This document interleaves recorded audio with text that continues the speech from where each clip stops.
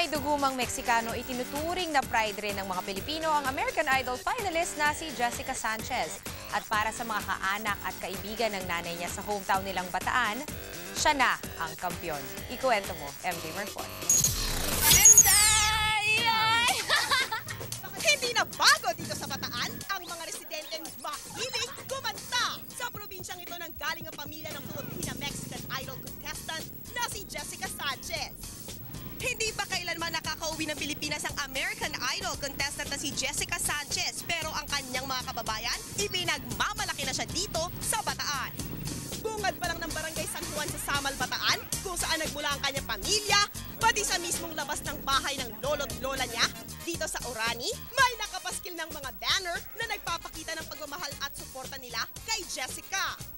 Siyempre, bilang kwan, proud kami talaga. Kahit hindi ka mag-anak, tutok na yan sa bawat performance ni Jessica. Pride lang Bataan talaga pag nanalo eh.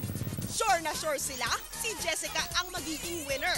Alam niya, kayang-kaya niya sa patunayan na magagaling yung taga dito. Sa Webes, kanta sa taong 1995 o taong ipinanganak si Jessica ang ibibirit niya sa contest. Personal na itong mapapanood ng lolo't lola niya sa side ng nanay niyang si Edita Bugay na nitong weekend ay umalis patungong Hollywood. MJ Marfori News 5.